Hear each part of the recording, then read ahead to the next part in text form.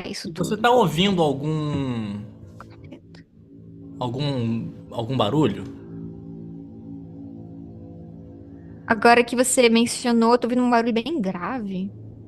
Que merda. E tá continuando esse barulho. Eu não tava ouvindo até você falar isso. Tá, eu espero que não seja muito É, problema. Que saco. Tá, eu vou ter que fazer ele assim. Olha, eu já tô live, tá? Tá, não, tudo bem. Não, mas fica à vontade. Eu não divulguei em lugar nenhum. É, tá, pelo visto E não tem ninguém assim. ainda aqui. Ah, não, é porque agora não vai ter barulho. Tá, eu vou deixar o meu noise cancelling on até. Porque acontece? Eu não sabia disso. Mas Hum, aqui no prédio do conservatório resolveram fazer uma. Tem uma puta exposição. Nossa, eu tô falando português, umas palavrão aqui, a gente tá live. Tá. Tem uma exposição acontecendo aqui atrás, e hum. aí estão botando uma música aqui, de que fica um negócio meio. Enfim. E aí eu vou deixar aqui no noise cancelling. E aí se eu for tocar piano, se eu for mostrar alguma coisa, eu tiro isso. Mas acho Mas que pra não voz tá não. atrapalhando, nem um pouco. Não, agora desligaram, inclusive. Ótimo. Veremos.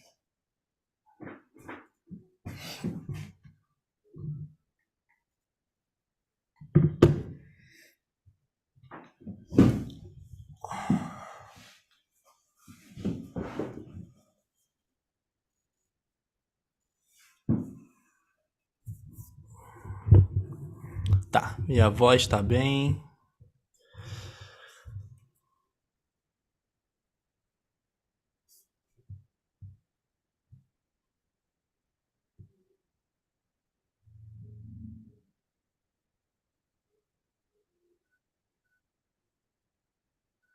Você tá falando alguma coisa?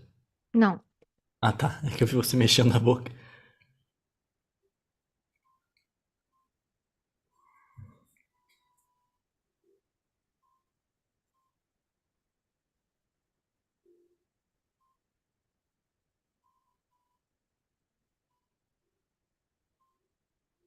Eu tô escrevendo.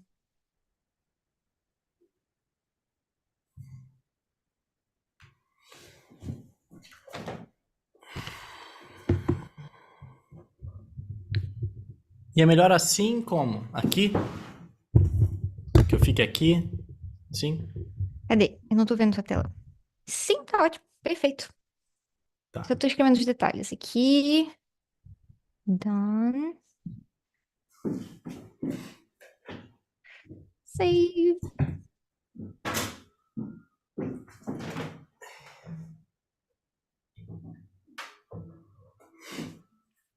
Ok. Então, vou compartilhar esse link aqui. Você tá vendo? Eu vou te mandar o link agora pra você acompanhar no YouTube, se você quiser, tá? Só Tá. tira o som do seu YouTube, Claro, claro. porque vai ficar um eco.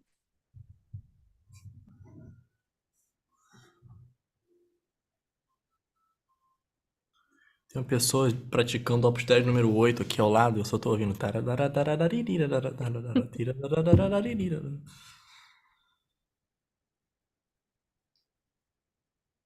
Prontinho. Deixa eu escrever aqui.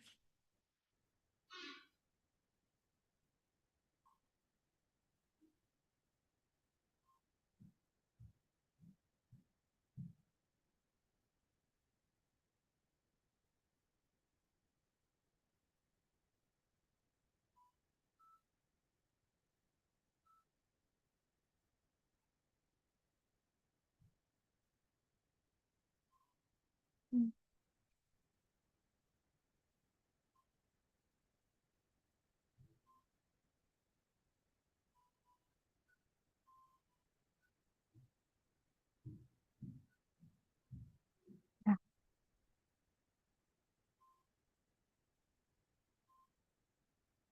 tá. Vou pegar aqui. Todo mundo vai receber um invite.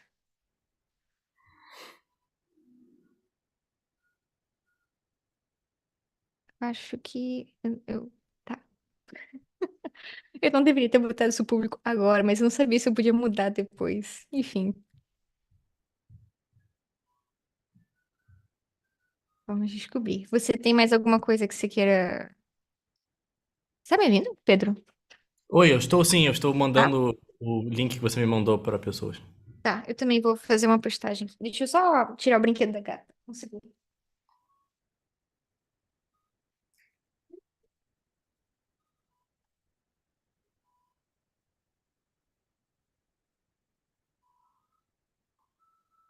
Muito barulho.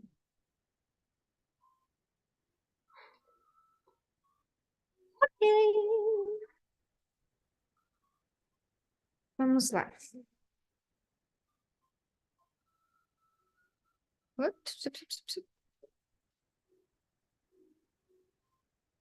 Ok.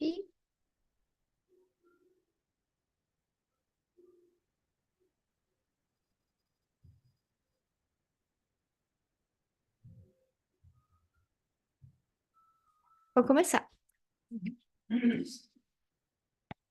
Pode começar. Não, Já... calma. Eu tava Ah, falando pro Suélio que ele tava vindo aqui pra sala. Eu falei, tipo, sai pra lá.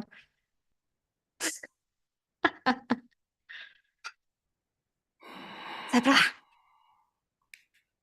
Olha tadinho. ele fazendo barulho aqui na minha live. Terrível.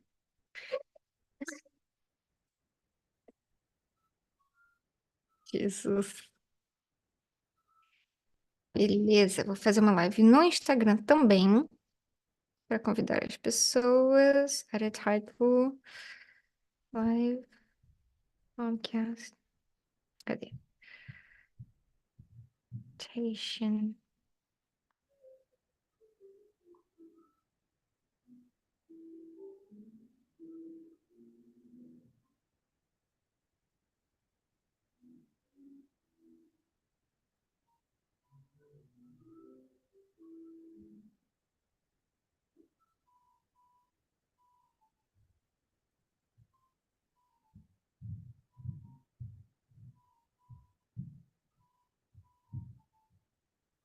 Ah, mas também é no Instagram? Não, é só pra. Você escreveu interpretation com dois R's. Eita. Onde? No Instagram. Ah, tudo bem, não tem problema. Hum, Ok.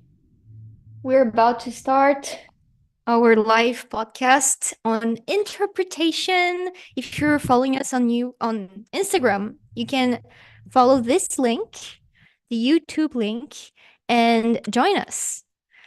Oops. Okay. Oh, there are already people here. Hello. Welcome. Hello, Suelio. Welcome. All right. So I I knew this would happen. Mimi wants to participate. Okay. We're just going to give it a few seconds before we start. I'm going to record this. I can't forget it. Record on the recording in progress. Yay! All right. So we're going to wait a few seconds for people to join us from other platforms. I have people from Instagram here. Hello, everyone. You can join us on YouTube to chat with us. There's a live chat on YouTube. The link is right there in the comment, the pinned comment. And I also have people coming from Facebook, the practice checklist members. So while we wait for everyone, could you please, Ryan? Hello, Ryan. Welcome. So could you please drop in the live chat here what instrument you play and where you come from so we can get to know you a little better? And this is actually a new series that I'm doing here. It's a series of live podcasts and interviews that I'm going to do throughout 2024. We're going to have guests from different areas who are going to talk with us about music practice and how we think and work our repertoire and etc. And Pedro is our very first guest in today's episode where we're going to talk about interpretation. And by the way, if you stay with us until the end of this chat, I have a little gift for you. I'll be sending a document with all the resources that we're going to recommend here in this live discussion, book recommendations, quotes, we have videos, we have articles, everything that we're going to work on in this talk and that is going to help you in your practice to hone your interpretation. And I'm going to be sending you this document soon after the podcast. Okay. And if you can join us until the end, don't worry. Or if you want to rewatch it, that's also fine because I'm going to post this video on my YouTube channel. So make sure to follow it right now, subscribe, and you can check it later. All right. So Mimi is in the background. I don't know if you can see her, but she'll participate with us in today's episode.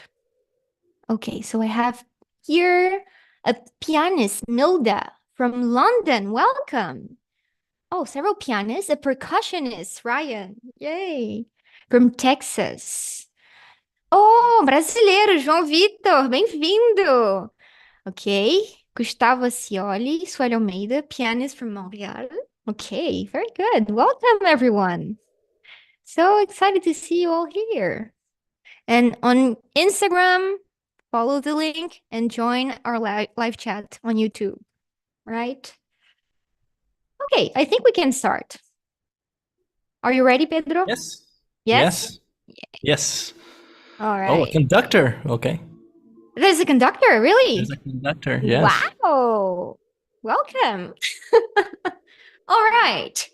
Welcome to MusiTalk's very first podcast episode, everyone. In this discussion, we're going to explore the topic of interpretation, which is a word that we listen to a lot of times in classical music, but whose meaning can be a little too abstract sometimes and even confusing when it comes to practical applications in our daily practice. I don't know about you, but throughout my life, my practice, and my career, I've heard expressions such as bringing a piece from paper to life or to go beyond the score and make the notes sound alive. But what does that actually mean? And most of all, how do we do that in our daily practice? How do we make our music sound more like music and less like practice, right? And I've received several messages on my MusiTalk account on Instagram from musicians who are not sure about how to practice and hone their interpretation. And I think there is no better guest to interview on this topic than the amazing artist and an old friend of mine, Pedro Davila. Thank you so much for joining us today. So, Pedro he's not only a world-class performer, but he also has a vast historical, musicological knowledge, which is why I find him the perfect person to discuss about this, right? Because he holds a master's degree in artistic research from, let me see if I can say it right, Escuela Superior de Música de Catalunya in Barcelona. Did I say it right? Yes. Okay. So he studied there with the Italian musician and musicologist Luca Chiantori. So Pedro, you have like this big background in musicology and research. And before we start talking about interpretation and how we can practice it, could you please explain to us what is your research about and how does that help you in your performances and in your daily practice to have this parallel with musicology and research and music history?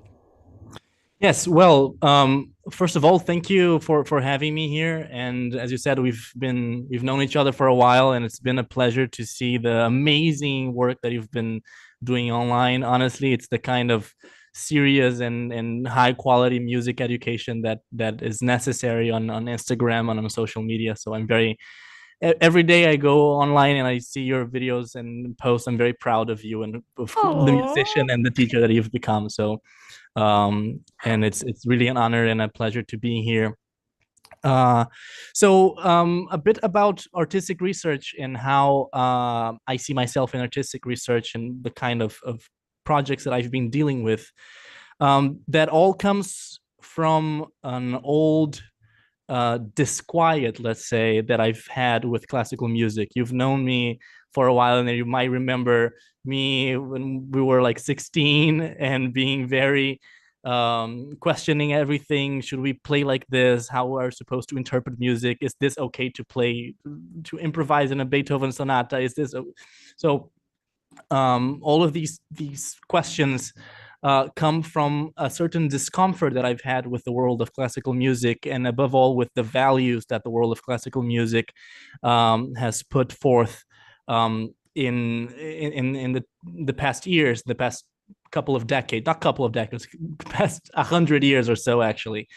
And I do believe that a lot of the dislike that many people have for classical music has not to do with the music itself, but it has to do with the way it is presented and the way it's performed and played. And what I hope to do in a lot of my research is to understand how through musicological knowledge and we can feed our creativity in order to see, okay, we've done what we've done in the 20th century, and many marvelous things have come out of that touched many people's lives. That's all great. What now? What do we do now going forward as musicians nowadays? And I do believe that artistic research is a good, it's because it's in academia, and you can actually make philosophical arguments about what you're actually doing. So all the thing about having a justification for what you're doing with interpretation. So Yeah, that is very, such, very, no, yes. it's absolutely so important that we think about it because we're playing music from the past, but we still have to make it relevant in our own eras, right? So it's so important that we have this kind of conversation and reflection. So thank you so much for sharing this with us. And I wanted to start our chat about interpretation, asking you, what is interpretation for you? Because I asked this question first, I wanted to hear from the audience. So in the MusiTalk account, I shared a poll a few days ago asking them what is the meaning of interpretation for them. And I got so many different answers that not necessarily, well, that sometimes even contradict each other, right? They don't agree with each other sometimes. So some of the answers were interpretation is about understanding the work, but some people say that interpretation is about pouring your feelings and make it yours, the music yours. Some people say it's being true to the score and the time it was composed, but making it your own with the tools you have. And some people also said a word that I really love about interpretation, that is being a storyteller, telling a story through sounds. And I really loved all of these definitions. But I wanted to ask you, what do you think interpretation means? And actually, even better, what isn't interpretation for you? Yes, what isn't interpretation actually is a very interesting question. And there is, I mean, one could make a point that there is no such a thing that is not an interpretation, maybe. You can say, because if we think of the word and its Latin roots, actually, the interpreter was the person who would be in between a commercial transaction. So interpretio, enterprise. And so anybody who stands in between two, let's say a person who's trying to sell something and the person who's trying to buy something, the person who would stand in between them and try to make the connection between those two, that would be the interpreter. And it's also interesting for us to observe how the word interpreter comes very often connected to the role of a translator as well, Interesting. literally, right? Yeah. If you think of people who do sign language for hearing impaired people, those many times are called interpreters as well. Or if you have a president who is going on a meeting with another president from another country and they don't speak the same language, they take an interpreter. So, but somebody who stands in between. In art and in music, we need to understand, first of all, what are the two things that people are standing in between. But if we think that somebody composed a piece of music, and then we can later discuss what actually is a piece of music and all of the philosophical problems around that idea. But if we understand that somebody has a piece of music and some sort of information that is contained, let's say, within a score, and somebody who is receiving that information, anybody who stands in between that would be the interpreter, even if that person is the composer themselves. So even the composer would be an interpreter that translates what's going on one side to another. Now, of course, that is full of philosophical problems that are very interesting to discuss on whether the music is actually something that needs to be translated from the score and if it's embodied there. So it's hard to give a one definition of what interpretation is, but what happens is, I would maybe as a start point to think of, so it's what happens in the process of taking one thing from one point and taking it from one point to another, in which this in music would be a composition and the listener. That's so interesting that you put the composer following this definition. You could even be an interpreter as well, and that this is one common question that I get on my account from people that don't know if they're making the right choices in their interpretation because they are so worried about what the composer meant, right? This is a recurring topic when it comes to interpretation. And it also leads to a question that is there a right or wrong way to interpret a piece? So how do I know if I am doing the right thing when it comes to interpretation? What are your views on this topic? This actually already takes us to a very crucial point, and I think it's something that it's an understanding that is really missing, in my view and in my experience, is really missing on a lot. I mean, to a lot of classical musicians, even really experienced ones. Not only classical musicians, popular jazz musicians here in Barcelona. There's a lot of flamenco musicians, and which is the notion that every aesthetic choice that we make, that is the way that we play a piece, let's say, it will be responding to a set of values that you have. And those values, those parameters are the ones that are going to be dictating whether something is, let's say, right or wrong, depending on what the set of values that you are interested in and that you are saying that are valuable, right?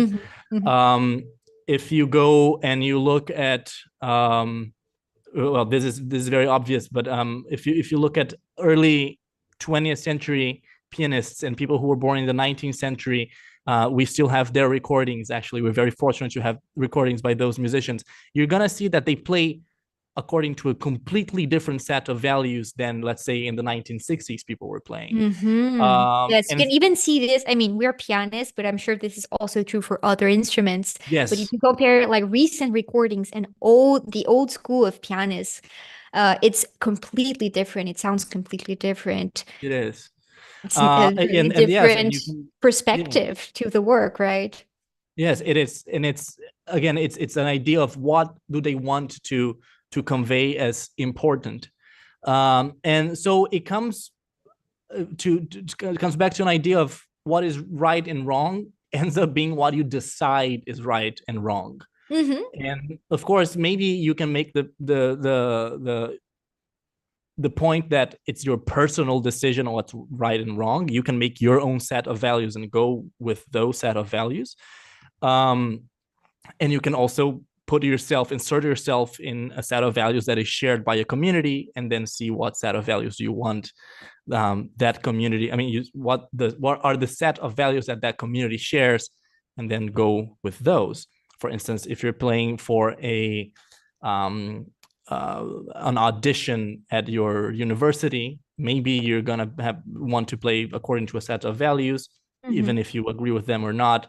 That those people will consider, okay, doing this is right, doing this is wrong. But ultimately, I don't know if there's such a thing. as right or Yeah, wrong. it's interesting what you said, that it's ultimately what you decide is right. Yeah. So, but this decision is could be quite a huge responsibility when, let's say, you're just starting to learn an instrument. I remember I was starting to take voice lessons and I had no idea what was the right way to interpret. I mean, I was still struggling to read, to sing, to sing the notes and in tune, and I still had to make decisions about what I think is right. And if you don't have any background in music or music education, this can be quite confusing, right? Someone Yes. even asked on this topic, uh, this follower asked, how do we develop the skill to interpret pieces that we play? And I think this is a very relevant question, because I personally don't believe interpretation should be reserved only for advanced musicians. I think it's something that some authors that I've been reading a lot recently also agree. It's something that we need to start teaching from the very beginning, right? So how do we do this? How do we make it sound less daunting and confusing when you're just starting? So how do we develop this skill of interpretation?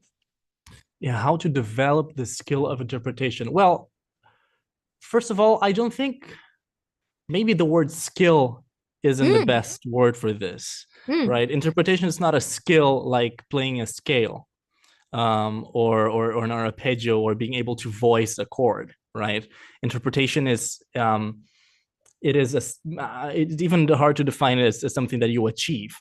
What I would say, however, is first of all that the what one must do is to feed their imagination. That's what And Lisa is just saying here in the comments. It's all about creativity and originality.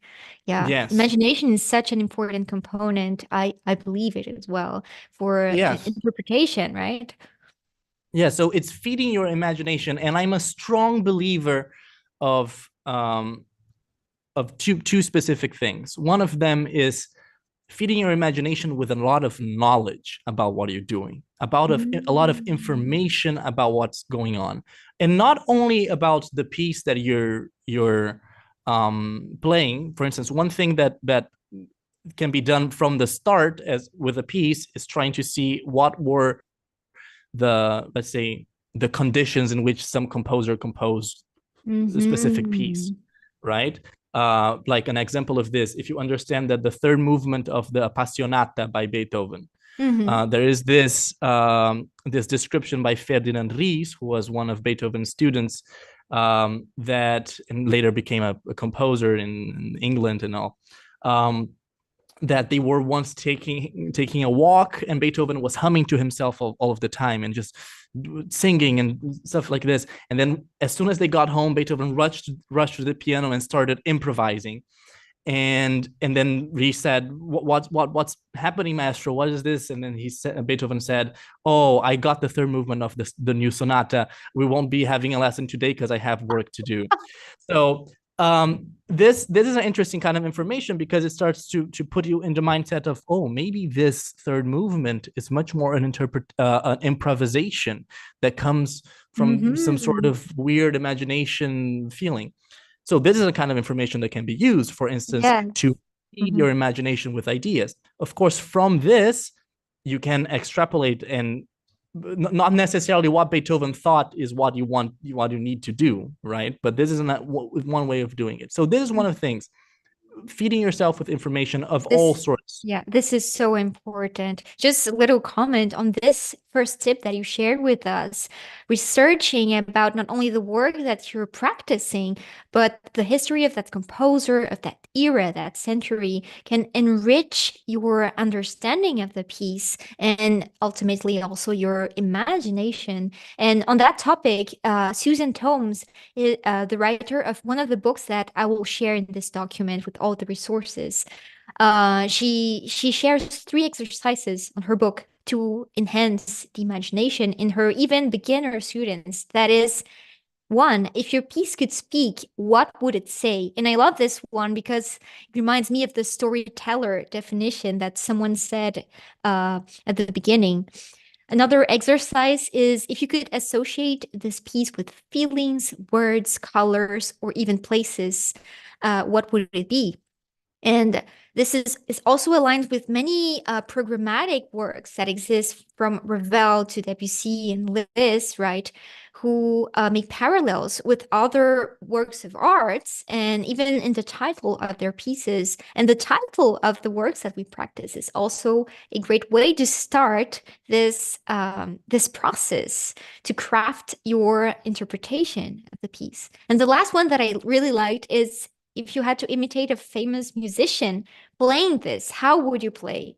So, Uh-huh. Sasha Heifetz, Rostropovich, Maria Callas, Martha Argerich, any musician that you really admire. I love this one because even the gestures or the movement could be an expressive resource when it comes to interpretation, right? So I Yes. love that first tip that you shared. Yes, it actually, this is an interesting thing because imagining yourself as somebody else, also in the inner game of music, that Mm. book that we've talked about so much.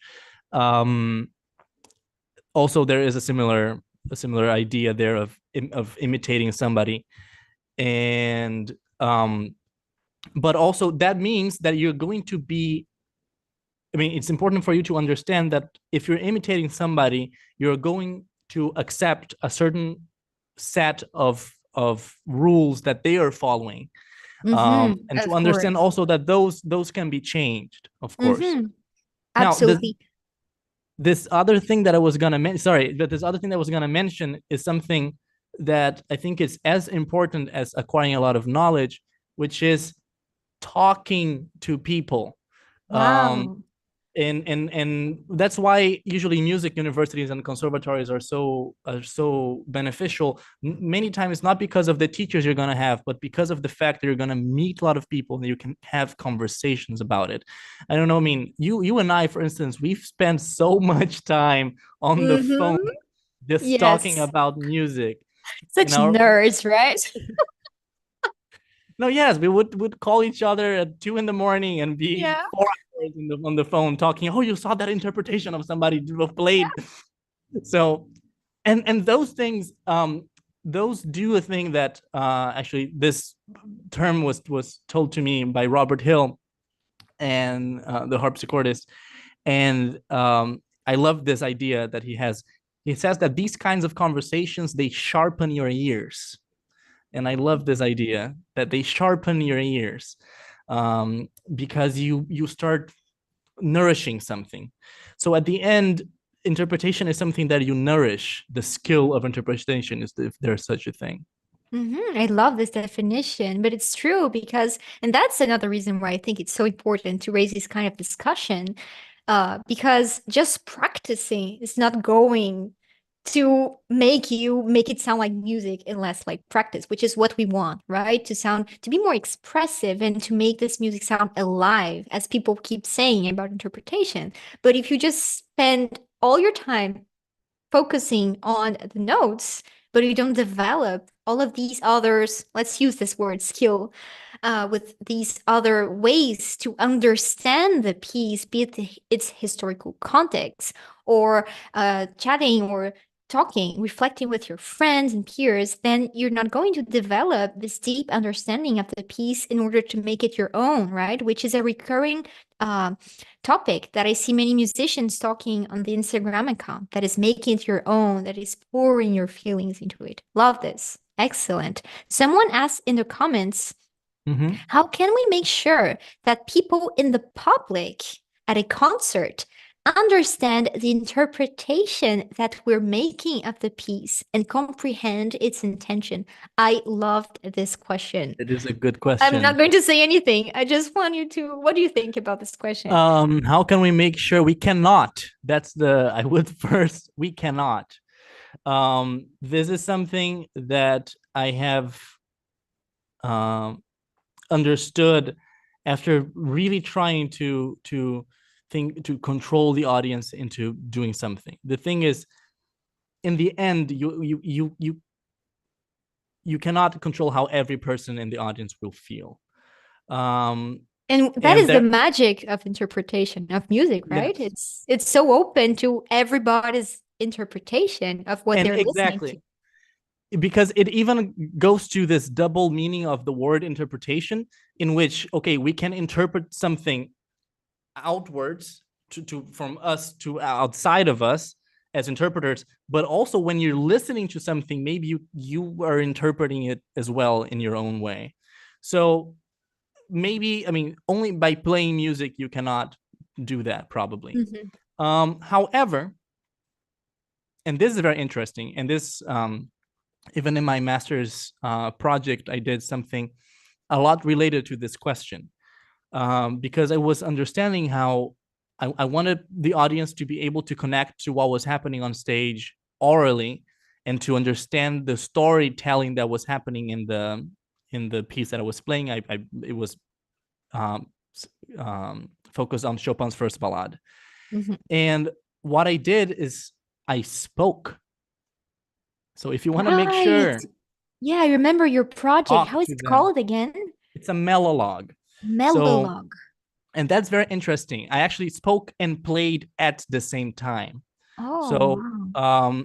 yes, the melologue was, and this is one of the things that, for instance, knowledge and research and getting information about stuff can make your interpretive ideas go somewhere, right? Um, so talking to Luca Chiantore, my master's tutor here in Spain, I discovered this thing called the melologue, which was a huge tradition in the 19th century that put together music and spoken words, not sung words. Which is, of course, opera and singing have sung words, but it's very different. Now, the melologue was created by none other than Jean-Jacques Rousseau, the Enlightenment philosopher, who wrote a play for one guy talking, an actor, and an orchestra accompaniment. And throughout the 19th century, that became so famous and such an important thing that Schumann loved melologues and started composing his own melologues. And Liszt came to a point in which he wanted to be the one who speak, to be the actor in his own melologues, with musical interventions. Even before that, Mozart, for instance, there's a letter to his father in which he says, I went to see these two melologues and I thought, or they call them melodramas sometimes too. Mm-hmm. And and he would say, oh, this was so, I didn't think that the putting music and spoken words together was a good idea, but this was so amazing that I'm gonna base all my operas in this idea. So it was a big thing in the 19th century, and the 20th century, with its idea of pure music and classical music has to be in a certain way, completely stopped that. What I did was that I came back with the melologue with an idea of explaining to the audience something about the music and illustrating it with the music at the moment. So that is a way of doing it. Or, I mean, and then from there you can extrapolate and let your mind do your So your creative thing. intention with this was to kind of control how the people in the audience would understand your interpretation. That was your Yeah, purpose? maybe control, or maybe guide, or maybe invite, to Guide, yeah. present them a better a way for them to connect with that differently, Mhm. because it's a ballad. So a ballad, what is a ballad? Oh, we all know it's a poem that tells a story, but Mhm. that's what people in the 19th century knew what a ballad was, because ballads were Mhm. part of the cultural environment in the 17th, 18th, and 19th centuries. They understand what a ballad is. But people in the Mhm. 21st century have not, they don't have the slightest idea of what this kind of ballad is. When we think of Mhm. a ballad, we think of slow ballads, romantic ballads, and this other kind of stuff. Mhm. Um, So but so interesting. yeah, so then by explaining and then actually talking to them, if you Yeah. want, so this I is a mean, way we of. were so scared to talk with our audience, right? This is something that we've taken from 19th, all the other centuries before us, right? That we don't, there's this distance with the audience. And it's funny because recently I attended a concert. Brad Meldo, it's a very famous jazz pianist. Yes. And he entered the stage super calm, and it's a beautiful concert hall that were like, it was crowded, crowded. And he started playing, and then he took up the mic and he started saying, "Oh, so I played this and that, and wait, what did I play again? Let me check here." And he started reading the notes. "Oh, right, I played this and that." Super, naturally, and this is something that we see a lot happening in the jazz scene, not so much in the classical music scene. Uh, let alone projects like yours, the what do you say again? It's a Mo melolog. Melolog, right? I mean, Yes. there are other ways to kind of, I like this word you use, to guide the audience interpretation of your performance, right? Other than with words. I Yes. see several musicians, for instance, using their body, like making big movements. For instance, there is a TED talk by Benjamin Zander. um I forgot the title of the TED talk, but I'm going to link this video on the document with all the resources at the end of this podcast, and you can find this. And he started imitating a beginner, intermediate player performing the piano. And then when it comes to the advanced musician, he starts playing with gestures like that, which brings Mhm. one to think, what is interpretation for him? Is that like moving a lot? And there are some musicians that tend to move a lot when they perform, right? It's another Yes. way to guide the listeners' understanding of that performance, right? Some people even complain about this because they prefer not to give any additional information to the audience other than the sounds, the music. Yes. And I mean, I guess there is no right or wrong answer here. It's a discussion very much alive in today's world of classical Yes. Yes. music. But coming back to a more practical approach, Just before this, I would practically like to speaking, make a yeah, comment sorry. on this Yeah, last sure, point, because I absolutely. think there are interesting topics here, with this idea of movement, and whether, how to convey information to the audience Mm-hmm. through movement. And this takes us to an interesting area of studies, called the performance studies, um, which is this sort of mixture between theater studies and anthropology, sociology, and musicology also. It actually began with a theater director and theater guy called Richard Schechner, and then with an anthropologist called Victor Turner. And what they started to understand is that performances are not only what is going on stage, but also all of the settings that happen around it. So, for instance, if we go to a classical music concert at a concert hall, the way that we dress, the way that somebody walks on stage, all of this is creating us, it's giving information to how we Mm-hmm. should listen to this music and how we are to feel about it. I recently went to a concert by a really, really famous pianist nowadays. I'm not going to say his name, um, but he's a really, really famous nowadays pianist, really famous pianist nowadays, really famous for playing Bach. And he has that way of entering the stage like a priest, and he enters like this, and he's like this, I think I and know who you're talking yes, about. you know who I'm talking about. And he's just like this, and then he talks, ha ha ha ha. And then he also plays in a certain way that everything that's going on there makes us understand the music through an idea of this is the elevated, and this is the important thing, and the untouchable, and the sacred things of music, and etc. etc. Actually, there was even a Brazilian um, uh, critic that wrote a critique called, well, his name, and called him the priest, because he's almost a priest and a monk and something like this. All of this is a certain kind of performance that you're doing with your body, even though you say that when you sit at the piano, you don't make long sort of gestures. If you sit at the piano like this and you play like this and you have a certain kind of posture, those are also body gestures that are making your audience understand your interpretation in a certain way, and they Mm-hmm. are part of an interpretation.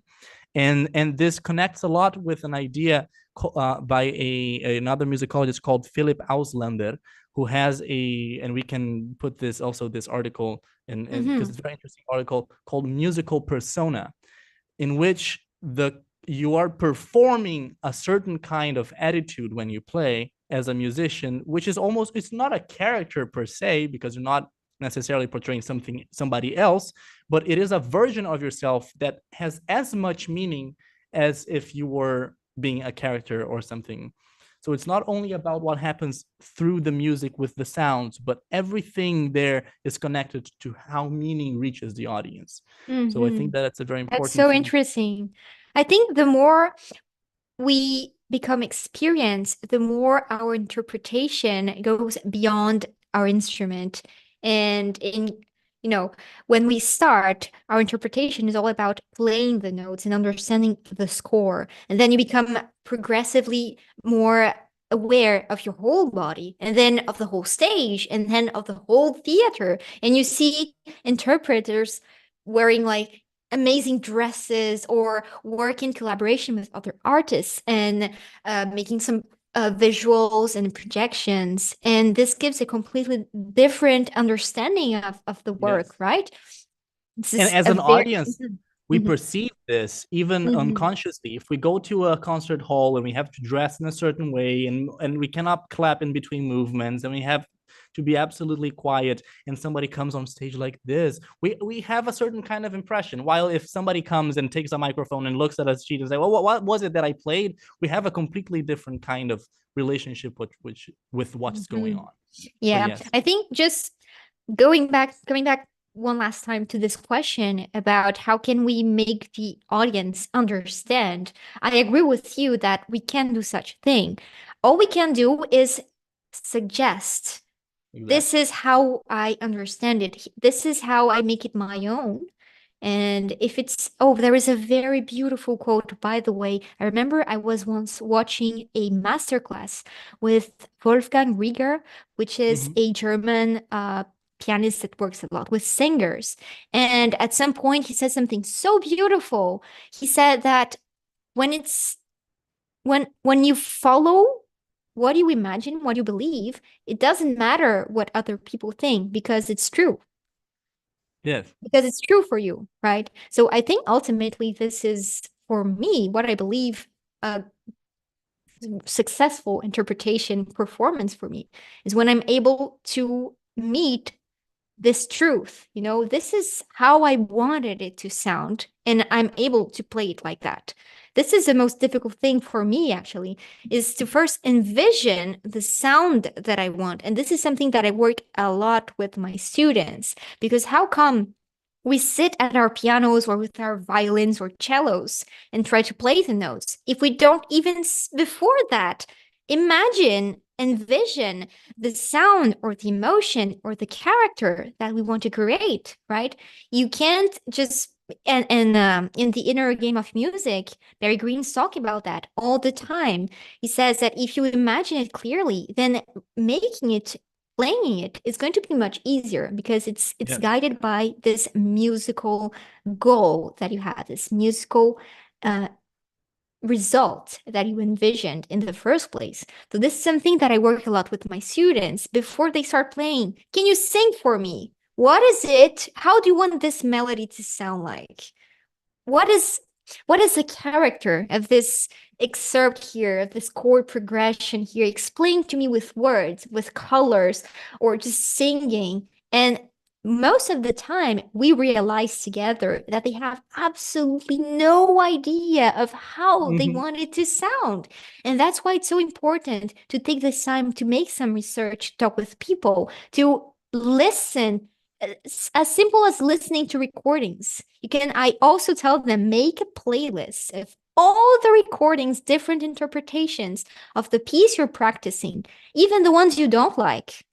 And just listen to them at all times, when you're cooking, when you're in your car, going to the faculty, to your work, whatever. Because these are several ways that you have to envision this sound and create this soundscape in your mind, which is going to make it much more easier when you sit with your instrument to play it and to read the notes, right? Yes, with this. Oh, sorry. Please go on. Yes, No, I no, think. it's all. That's all. No, because this touches interesting things. This idea, and I love this. I do the same things with my students. Of okay, actually, what is going on here? What do you think? What is the character of this? Right, and this touches two very important um, subjects. Um, One of them has to do with the presence with what you're doing and the presence that you have with every aspect of what you're doing. So first you said, well, we first are very concerned about playing the notes, and then we start being more also concerned about the stage, and we start being present with other parts of our environment and of our playing. But of course, the presence can also be happening with the music itself. Are you actually present and being very specific with like how much pedal you're putting with this, or where's your phrase going, and how's your voicing? But then after you're actually present with every aspect and you have thought about, okay, I want this phrase to go this way, I want these notes to go this way, this character for me is this and that, then you have to make a decision and commit to that decision. And that takes a lot of courage. And that is very difficult to actually Mm-hmm. go with and be true to the decision that you've made. Um, Mm-hmm.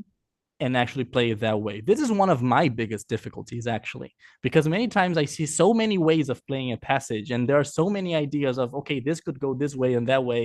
And that is actually really, really hard to go and say, okay, no, at least this one time, I'm gonna play it this way, like this. How I actually, as a as colleagues and friends, how do you deal with that?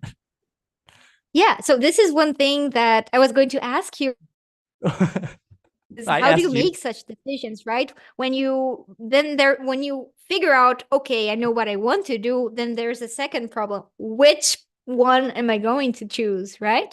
And it actually leads me to the next question, which could be like an answer to your question that I think from even our talk, interpretation is such a deep topic that can go deep into philosophy and can become super abstract. Yet, I don't think interpretation and being expressive is something that we shouldn't teach to beginners. And thus, as pedagogues, as musicians, but also as teachers, I think it's very important that we find or that we build certain systems so that people can become more used to using their imagination when practicing the repertoire, right? And there's no right or wrong way to do it. This is what I do with my own students, the systems that we've developed together, because there is an anecdote from Susan Tome's book that I love. It's a chapter from her book that is called For Me, This Sounds Like Jazz. So there's a new student that comes to her studio, and he's playing a Debussy prelude, right? And Debussy's music sounds very, magical and very free. And this student starts playing no, it's nothing like what's written on the score. Even the rhythms, the notes are completely different. And she doesn't understand why. I mean, he can read the score, but somehow he's not playing anything that's written. He's almost improvising. And she asks him why he's doing that. And he says, well, for me, this sounds like jazz. For me, Debussy wanted it to sound. He didn't care very much, actually, how people played his piece, and she was shocked. I mean, she visited the composer's houses, and she tells us how by seeing how difficult it was at that time, without all the technology that we have, like music notation softwares, they didn't have that at the time. They were writing note after note. Imagine writing a symphony, all the instruments with all the pen and almost no light, daylight with papers. I mean, one would really make all that effort to write down if it was really meaningful for the composer, right? And she talks about this. I don't have like an opinion about this if you should be absolutely true to what's written on the score, because, well, this is something that you research as well, right? The score that we have, how can we know if that is, we can never know actually if that is what the composer wanted. And following the way of, I want to play exactly as the composer wanted, isn't something that I mean, for me, or for what I believe, it's not something that I do. However, I think there is a middle ground. There is a Mm-hmm. way that we can understand the score. And for me, that is the first step with my beginner students, is making sure that everything that is written on the score, they're able to understand it. And I have some very simple exercises that I do with them. For instance, just using, I call it the layers, the 3 layers. The first layer is notes, rhythms, and fingering. And just that there, they don't do the right rhythms. They notice they didn't have the right, yeah, sustained notes and etc. And once they figure that out, then comes the second layer. So this was the skeleton. The second layer is like the muscles. And the muscles are like dynamics, articulation, and tempo markings. So I asked them to just highlight this in their score. And they never notice these markings. They never saw that. Never. Mm-hmm. It's like completely new. When they do that in front of me, it's like, oh, what? What does that mean? Why is there a decrescendo here, but then a forte? What does that mean? And there is the work of interpretation for me. It's really looking at the score without trying to pour your feelings or interpretation. Just being completely like, how can I say this? No ideas or interpretation at all. And just come to the score, take it as a historical document, and try to understand it. Everything that is written. This is the interpretation that is taking place. For me, a decrescendo and a forte could mean like a surprise. But for some people, it could be a slow progression. I mean, there's just so much space. I think many Mm-hmm. people think that when we look at the score, we feel somewhat restricted and limited. But actually, when you take care and you really try to interpret the score, you realize that there is just so much space for interpretation to understand and try to interpret what is written in that piece of paper and translate it to emotions, right? And the final step, which is the skin, I like to call it, is making it sound like your own, right? So voicing putting the emotions that you attribute to this interpretation of what's written Mm-hmm. in the score. So of course, this is not the absolute right way to do it. This is how I do it because I think this is an easy step-by-step way to teach beginners how to, at the same time, understand the score but nurture their understanding and imagination of what they're playing and making it their own. Because for me, it all starts from understanding, deep understanding of the work. Oh yes, this is fantastic pedagogical tool actually, and I might even, I mean, I do similar things, but I think that you've laid it out so much better than I do. And yes, this it's a fantastic pedagogical tool to really make people, and actually what's happening there is that you're making them more present with what is going Absolutely. on, right? they they Mm-hmm. they start to speak that language more fluently. Mm-hmm. um and then therefore if you can speak something, a language fluently, then you can express yourself in that language much more sincerely.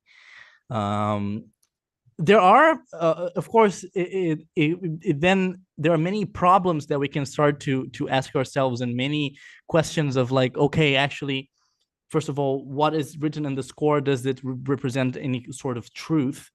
And Mm-hmm. actually what is written on the score, and only trying to understand this already also changes a lot, um, depending on who's the composer, and when is the composer from, and where is the composer from.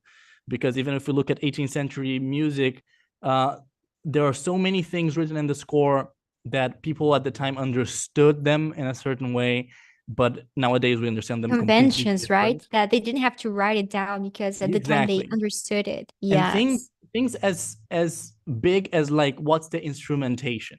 If you look, for instance, at um, there are many even like pieces for orchestra that didn't have on the general score parts for the oboe or for the trumpets, for the horns or the timpani, but we know that if they were available at the time, an oboist would play that piece.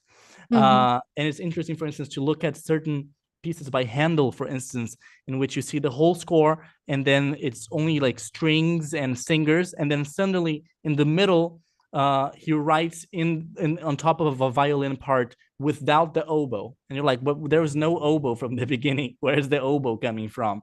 But things so important nowadays to us, it's so obvious that an oboe would be printed out on the page, but there it would not. And that's again where the place of knowledge to and of research to make your imagination work more is to look at those scores with an understanding of what specific signs mean, and things as also elementary as rhythm many times are completely different in 18th and early 19th century scores. Notes that are written sometimes as a quarter note, actually they were played shorter, and shorter by how much, I don't Yeah. know. And then you're like, oh, but how does that work, and how do we and according to this, actually there is a very interesting, and of course it's a little bit more advanced. Maybe you wouldn't do this with beginners, but I remember watching um this rehearsal here in Barcelona with Lorenzo Coppola. Lorenzo Coppola is a great clarinetist and a brilliant mind and brilliant teacher, and he was rehearsing a student orchestra playing the overture of Mozart's of Mozart opera, and he was working with all of these details of notation and making sure that even advanced musicians were looking at the score and actually being able to tell. And then he could tell that people were a little bit uneasy and not feeling very comfortable. He said, well, you guys might be thinking, who's this crazy man here who's telling me, well, I clearly see two eighth notes and he's telling me to play an eighth note and a 16th note. What is this? When he's telling me, I see two eighth notes, I'm going to play two eighth notes. And he looked at them and he said, well, welcome to the world of beauty. And it is, oh, okay. This idea of really and of having interpretation of looking at a score also, and maybe even that thing that you said at the beginning Mm-hmm. of our conversation of being beyond the score and Mm-hmm. how to transcend it in a certain way. Of course, we don't have time to go through all of these details, but Absolutely.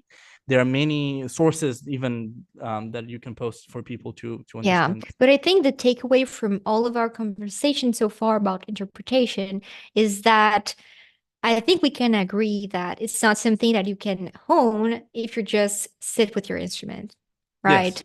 If you are not going, if you want to make it your own, you need to understand it. And to really deeply understand it, you need to go beyond your instrument and beyond the score with the history, the composers, reflecting about the work and even what is written on the score and what it could mean and how do you interpret it, right? We've also mentioned that the score is even though it might not always be so accurate, is an amazing starting point to start your work, of interpretation, of imagination, in trying to understand these symbols that Oh, you yes. have right there in the score, right? And I think this is an excellent starting point, not only for beginners, but even for advanced musicians that very often ignore what is written or don't really pay close attention and take the time to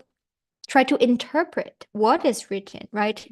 All that is written, not just the notes, not just the rhythms, the title of the work, Oh, articulation, yes. dynamics, everything. There's just so much history that is hidden in those symbols that we think are just trying to limit us, and that I don't think one thing uh you know hinders the other one from happening. I don't think it's not because you're working on the score that you can have pour your feelings into it. Actually, it's like a guide, right? You're understanding it, and the way you understand it is going to be completely different from how my student understands it, Yes, right? but of course we have to understand that we will always understand what a score means through a set of parameters that we've established. Mm-hmm. So actually, it happens a lot that even with some pianists, with some very different pianists, if you put them all playing a Mozart sonata, it's difficult to say who is who, and that has to do with a 20th century approach to classical music and to Yeah. the Mm-hmm. score being a closed thing. Mm-hmm. Um, because and actually, what you're saying is absolutely essential. Um, as a starting point for me, I always see the score as the starting point for something to happen, which is very much what happened in 19th century Mm-hmm. performance. 19th century performers understood the score as even as a challenge to see how they could put themselves in there. But of Mm-hmm. course, to understand what was going on, and that Mm-hmm. also means to understand what is going on means to understand that many things there are in there are not exact don't do not exactly mean what is literally written on. Absolutely. And there is where the research comes in, Yes. right? The role of research in crafting our interpretation. Now, It's you fundamental.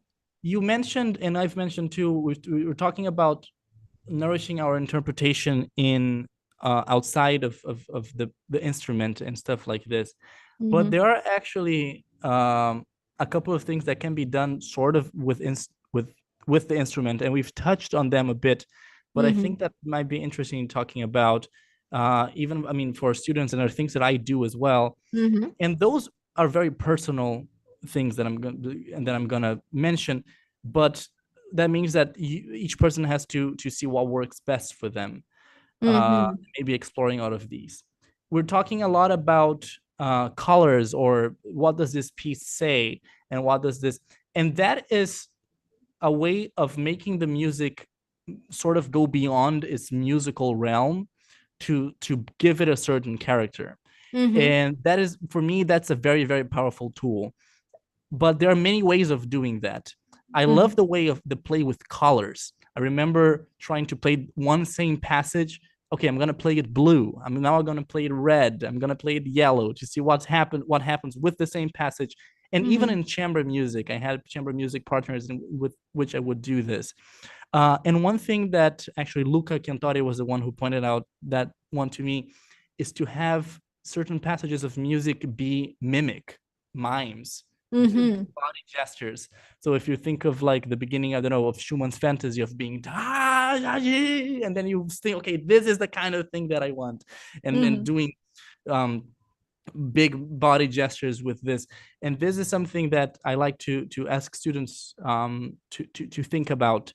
um, and I don't know if you ever work with those.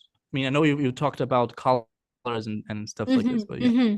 I work a lot with interesting. imagery, with paintings, for instance. I think this Painting. is a really cool resource that even some composers work with and even compose their works based on paintings.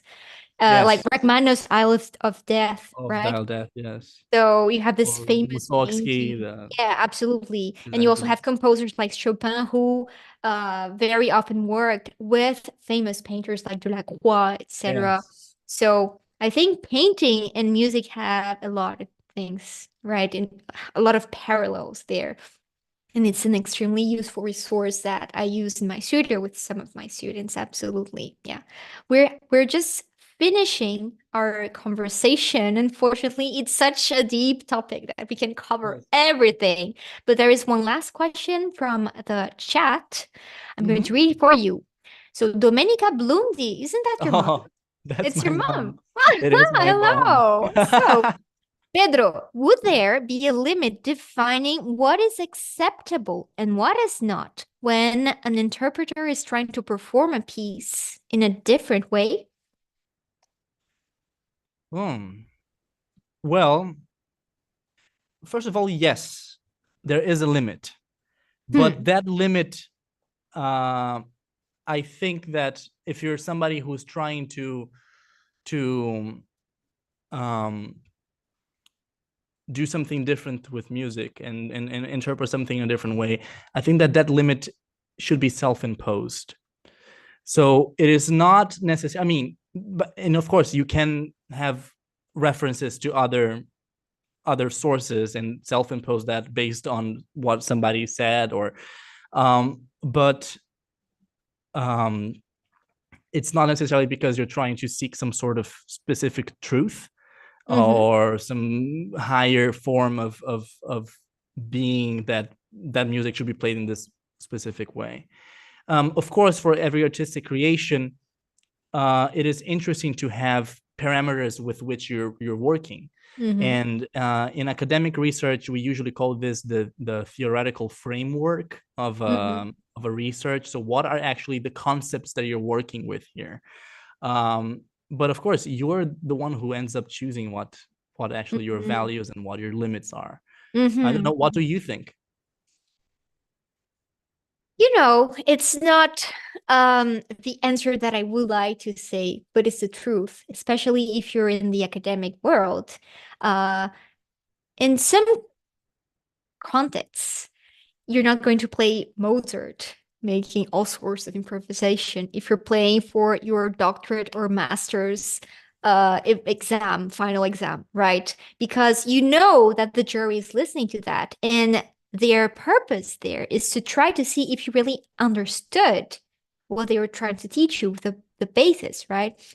At first I was very angry at this. We're so limited at the faculty. I mean, we can't create stuff, but nowadays I realize the importance of making sure that you have this foundational, knowledge. And in that context, not following or trying to apply rather what you understood about the composers, that era, I think it's not the best context to Yes, take yes, such liberties. At the same time, I think this should encourage musicians to not only rely on um, recitals and class concerts and possibilities within the university to create their own projects. And I yes. think this is a very problem um, with music students, that most of them don't take action to, go beyond and connect with people and start their own projects and contact, places, pubs, even restaurants, lounges. I don't know, start small, or even an Instagram account like I did, which is your space to be creative. Because even Mhm. creativity and imagination is something that you nurture, that you train, that you develop, right? And if you don't give yourself these occasions and these spaces to be creative without juries or teacher, just how you understand the world, how you understand music. I think it's going to be very difficult for you to develop that, to nurture that skill, which for me is a skill, imagination. Mhm. If you just rely on your exams, your master exams, your bachelor exams, and class recitals, right? So I think it really depends on the context, actually. And I Yes, encourage no, I agree with musicians to you. find that kind of space and start their own projects to, see what they can do. Just explore. The Yeah. internet is an amazing space to do that, because you can do whatever you want and create and be creative. And I absolutely love that. No, yeah, no, I agree with you, and I'm certainly the kind of student who has had, I mean, I was certainly the kind of student who has had I've had my problems with university I faculties. know. They wanted to do stuff, and of course, again, at, we also have to understand that those faculties, those teachers, they are also following a certain kind of values and certain kind of parameters that are not necessarily are even true, but Hmm. you have to be smart also to see Yeah, what's the absolutely. I context think to. it's even more than smart. It's just take what you can learn from that, Yeah, And yes. you can't learn anything if from the very beginning you're not willing to listen. But No, anyways, I agree with you completely. yeah. Yes. Thank you so much, Domenica, for this amazing question. Thank you for all of you who participated. And again, I'm going to post this podcast. Thank you again, Pedro, Thank on my you. YouTube channel. So please subscribe if you missed it or if you want to watch it again. And we're going to share all the resources and even all the tips and exercises that we've taught here shortly. But if you join the email list, right? So you receive all these documents to help you in your practice or with your own students. Thank you all so much, and I'll see you next time. Bye Yes, thank you so bye. much. Thank you, Pedro.